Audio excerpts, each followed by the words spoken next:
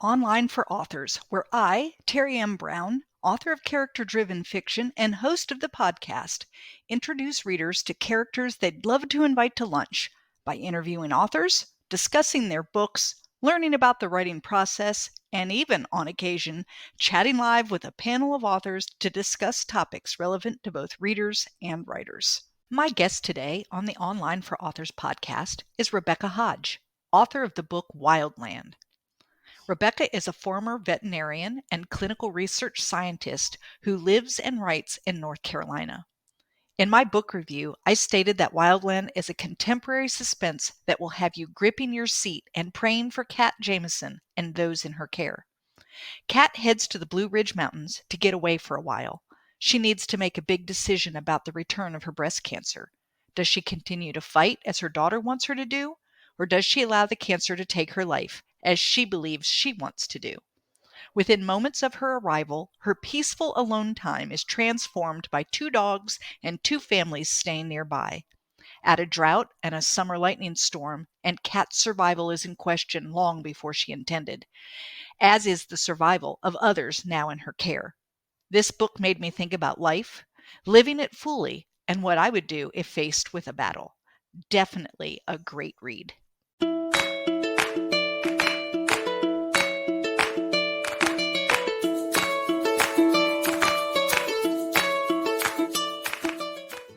Welcome today to Online for Authors. I am excited to have Rebecca Hodge, author of Wildland. Welcome, Rebecca. Thank you so much, Terry. I'm delighted to be here.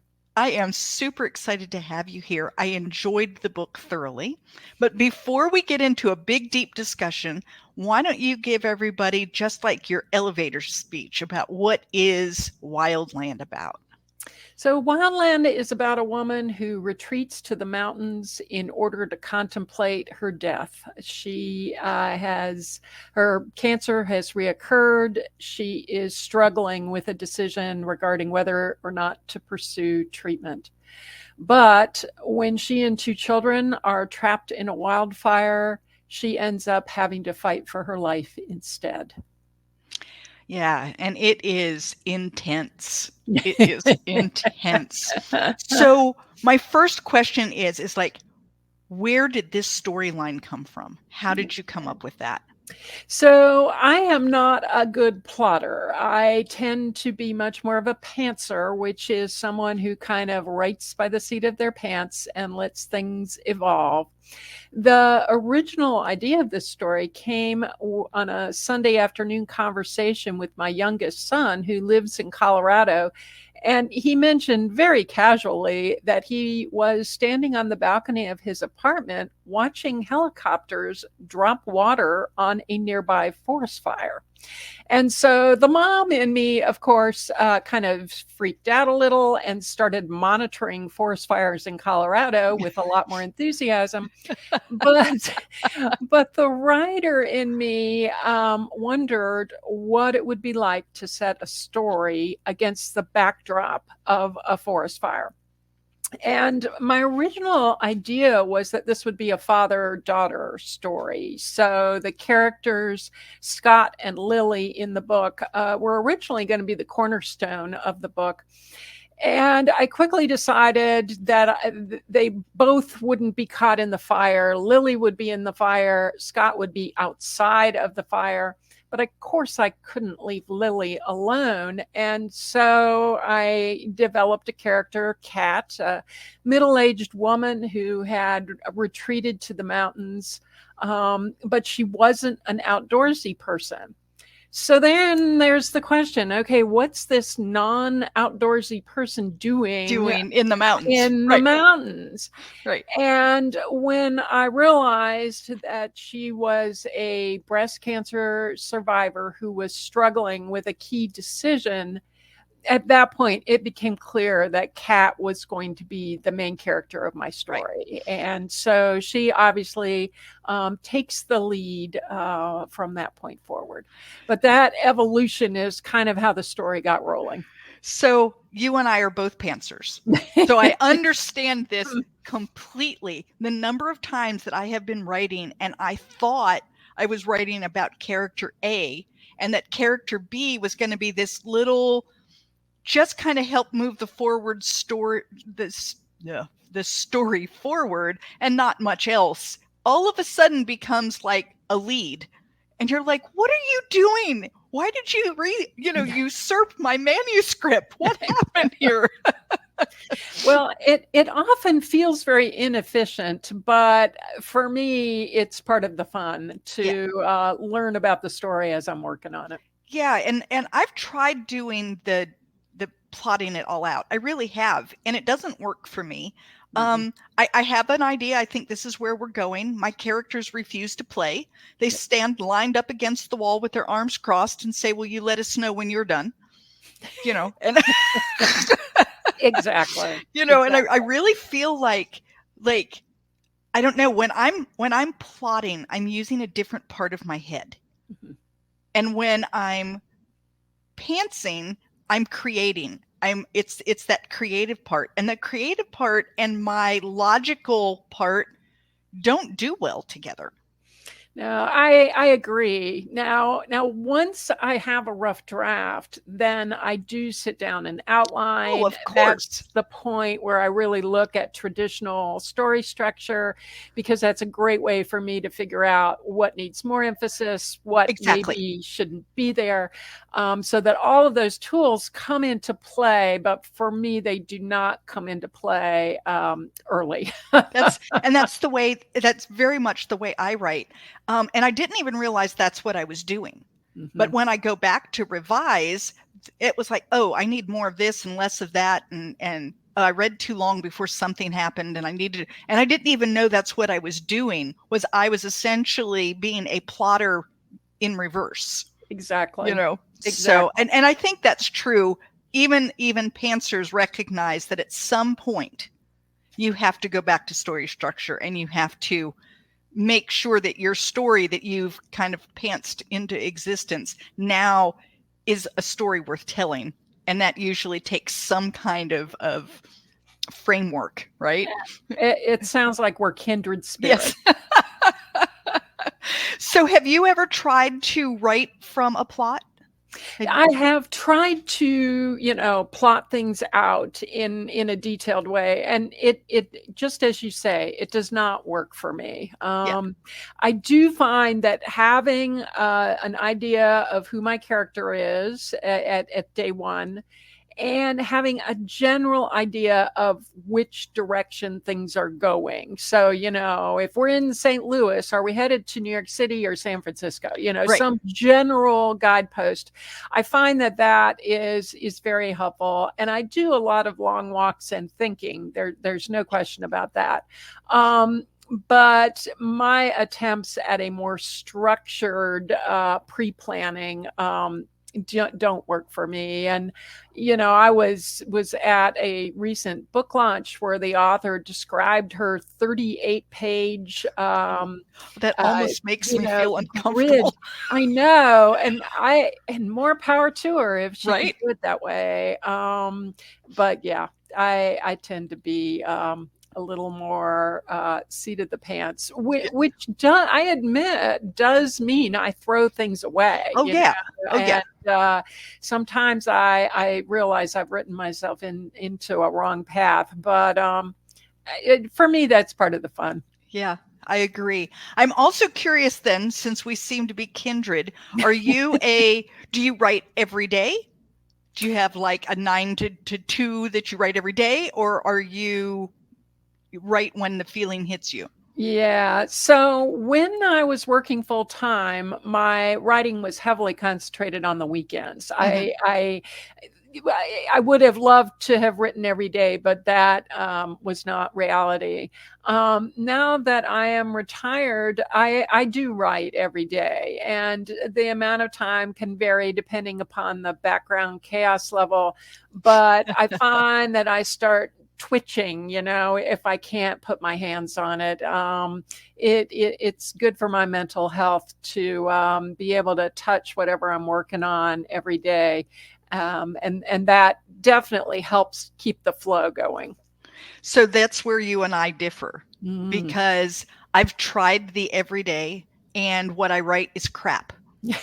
I look at it and it's like, yeah, that sounds forced because that's exactly what it was. It was forced. I told myself I had to write 1,000 words, and there are 1,000 words, but no one's ever going to see those. And then I trash them. I tend to do a lot of thinking and contemplating, and I contemplate my book every day. Whatever I'm working on, I'm thinking about it. But I don't tend to sit down to write until in my mind I've had kind of an aha. Oh, I know what I want to do next. I know what I want to do next. Now, that doesn't mean that I know what's coming after that, but I know what I want to do next, and I'll sit down and write. And if it really leads to the next thing, I might write and write and write and write to the point that other people, may not get dinner, and the dishes may not get done, and I may forget to shower, that kind of thing. But I'm not an everyday. I don't know where that comes from either. It's funny. In my everyday life, I am very structured. I have a list. I know what I need to do. I'm very organized. I know what time I need to be where. And in my writing life, I'm kind of like this free-for-all schizo person who just does whatever comes up. Well, I think if you put 100 writers in a room, you would find there were 100 different approaches to writing.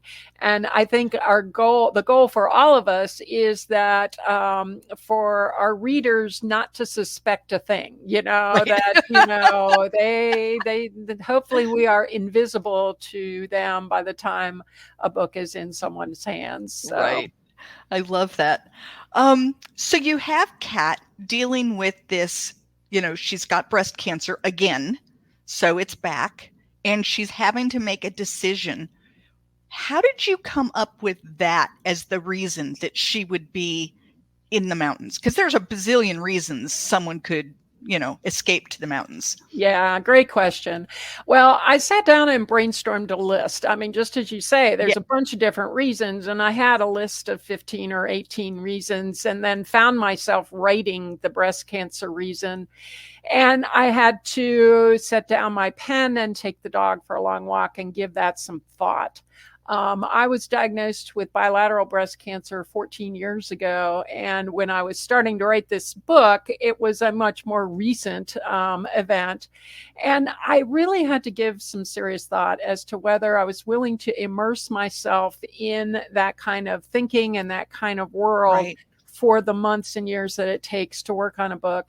And I ultimately decided to give it a shot. If it was too uncomfortable, if I decided that wasn't the way I wanted to do things, I could change my mind. I had this lengthy list of alternatives.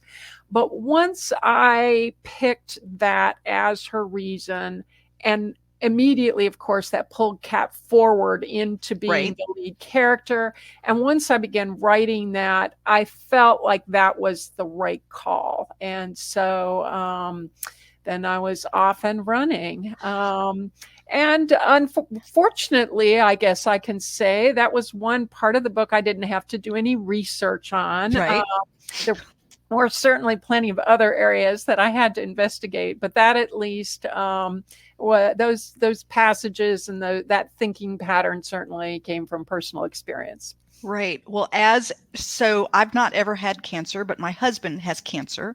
And so there were several times as she's trying to decide what should she do, these are the conversations my husband and I have had. Like at what point is enough? Exactly. And it's a question that people who haven't experienced it may have a little more trouble understanding, because it seems very obvious. It's never enough. You just keep going. But when you're living it, and Absolutely. you see how difficult, the cure, or what they hope could be a cure, is, and how hard it is on your body, you start thinking about life in a different way. So it's 100% true. And it really, hopefully, one of the things that the book highlights is the way that our thought process is different when we're talking about hypotheticals, Exactly. And when you're talking, okay, in this specific moment, what I do will determine life or death. Right. And Right. it's two very different things. It And, is very different. that was certainly one of my goals, was to kind of get both of those challenges onto the page. So I love that you brought up that was one of your goals. What other goals did you have for this book? Well, obviously, my hope was that the reader would have a rollicking good ride. Of course. I enjoy writing suspense. I enjoy writing things that focus on the outdoors, where the environment is part of the challenge. And so incorporating all of that into the story were certainly high on my list. And I don't tend to write books where every single T is crossed and every I is dotted, but I certainly had a goal of leading the reader to conclude that things were going to be okay in the long run. So that obviously was a goal. Fantastic. You talked about research. I am a research junkie. I tell everyone that's my hashtag, research junkie. I love research.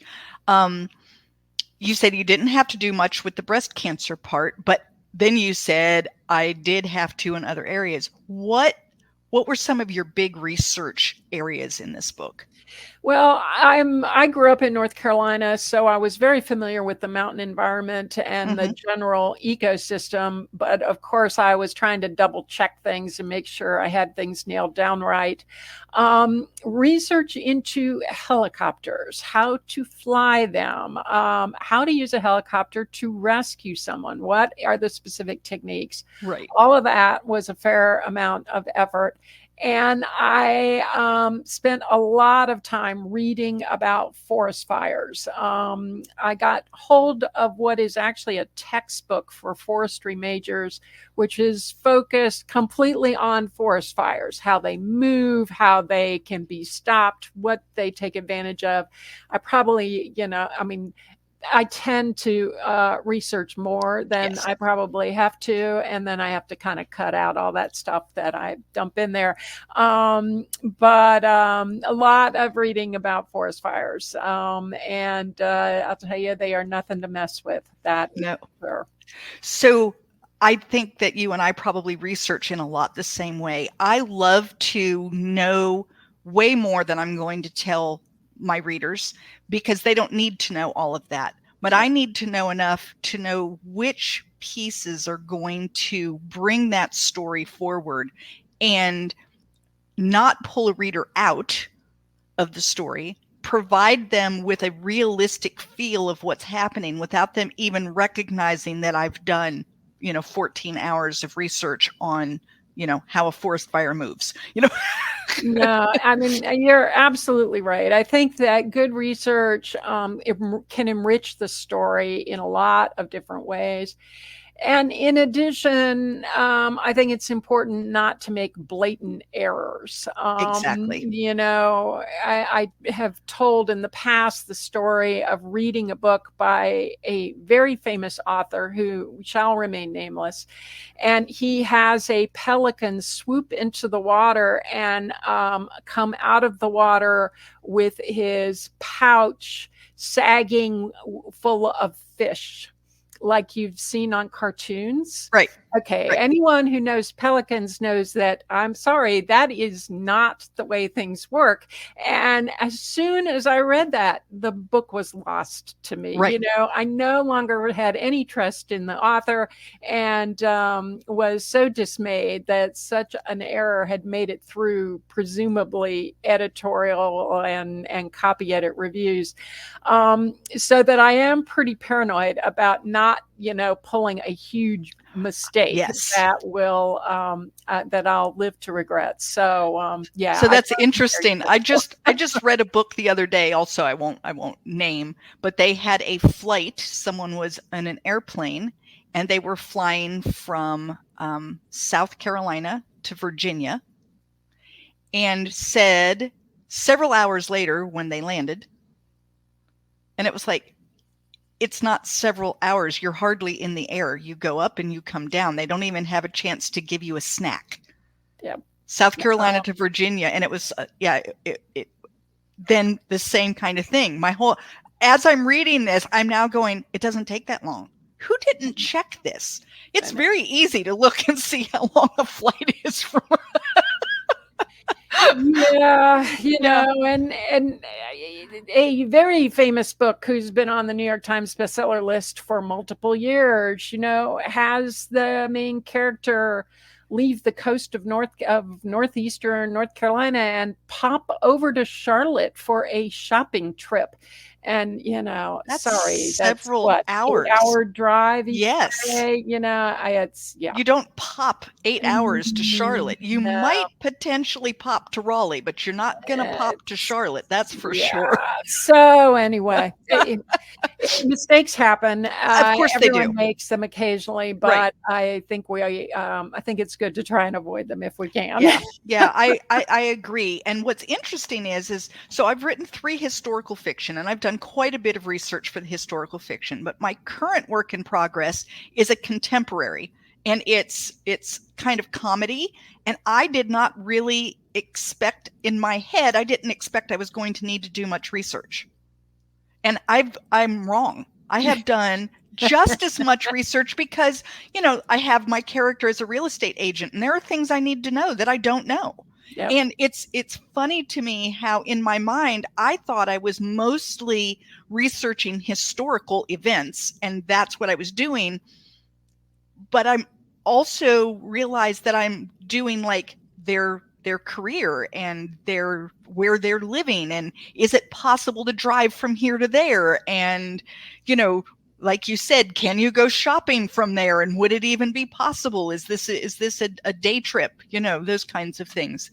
So yeah. It's quite something. Well, and I date back to the era of card catalogs, right, and taking notes on 3x5 cards and right. combing through the stacks.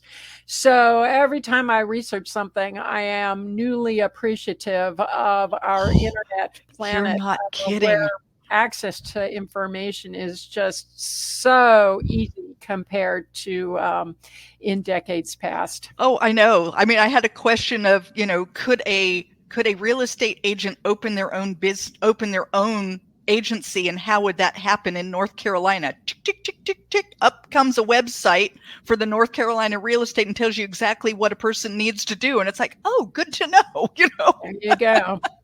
Because once again, like you, if I'm going to have her start her own company, I want to make sure that's possible given what I've already told about her education and her experience.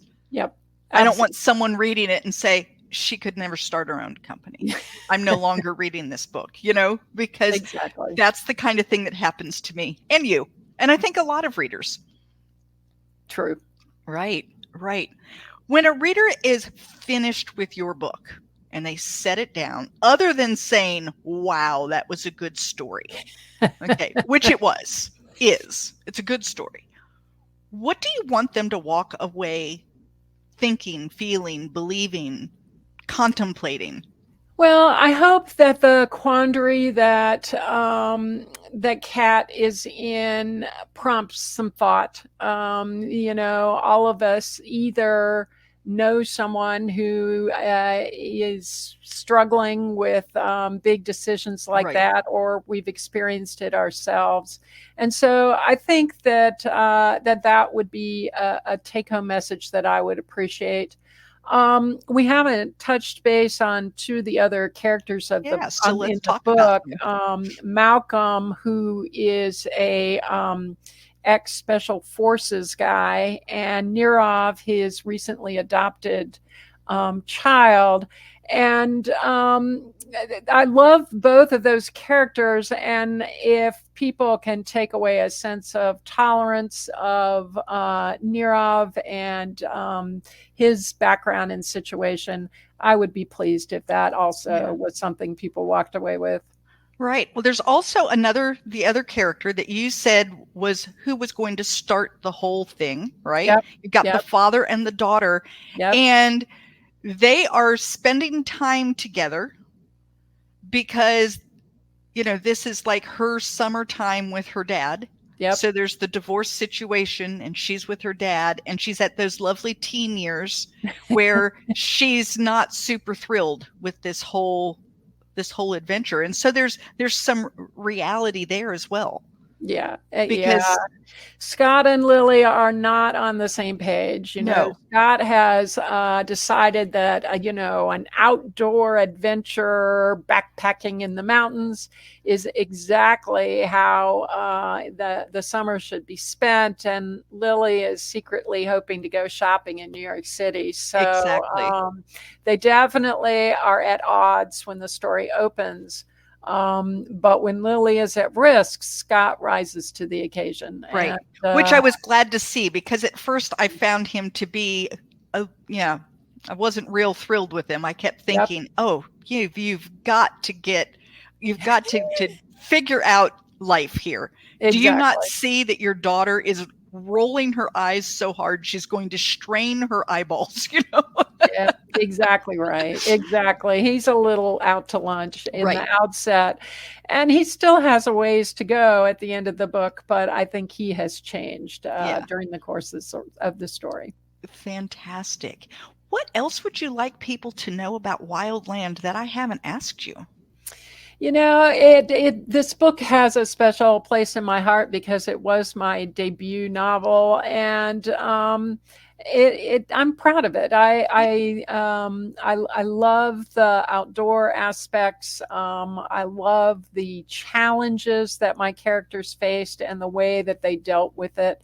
And I encourage everyone to just run right out and buy it, because I agree. That's what you got to do, right? I agree. I absolutely agree. There you go. So Rebecca, tell us a little bit more about other things you've written, what you're working on, like what's coming up next, all of that. All the fun stuff. Yeah. Well, the other novel that is out there is called Over the Falls. And if you're watching on video, you can see what it looks like here. And it's a story that revolves somewhat around whitewater kayaking. And it's the story of a woman searching for the sister she hates. So if you'd like a little damper story than Wildland was, it's a good one to reach for. And then writing continues. I mean, I'm always working on something. The project I'm working on right now takes place on an island in the Puget Sound, and it's a book I'm quite excited about. So stay tuned. Don't have details for you yet, but hopefully there'll be concrete information on that one in the not too distant future. Fantastic. Rebecca, if someone wanted to get up with you and they wanted to just reach out, say hello, follow you, keep up with you, how do they best do that? The best approach is to go to my website, which is RebeccaHodgeFiction.com. And not only is there information there about me and my books, but scroll down to the bottom and there's a contact form, and you're welcome to drop me a message anytime. I love meeting with book clubs. And so if you're a member of a book club and are interested in having an author either come in person if you're local, or dial in via Zoom as part of your discussion, I always love doing that. So just reach out and we'll set something up. I agree. That's one of my favorite things. There's nothing better than being at a book club and having people discuss your book. It's just a fabulous feeling, isn't it? I love to hear the different perspectives that people have. And sometimes those perspectives are things I have not anticipated. So that makes it triply fun. Yes, I agree. Well, Rebecca, thank you. Thank you for being here with us today. I have enjoyed this conversation. I've really been looking forward to talking to you, so I'm glad we were able to do this. Well, Terry, thanks so much for having me. And, all the best in your future podcasting. Thanks so much. Thank you for listening to Online for Authors, where I, Terry M. Brown, author of character-driven fiction and host of the podcast, introduce readers to characters they'd love to invite to lunch. Tune in next Tuesday for another podcast episode.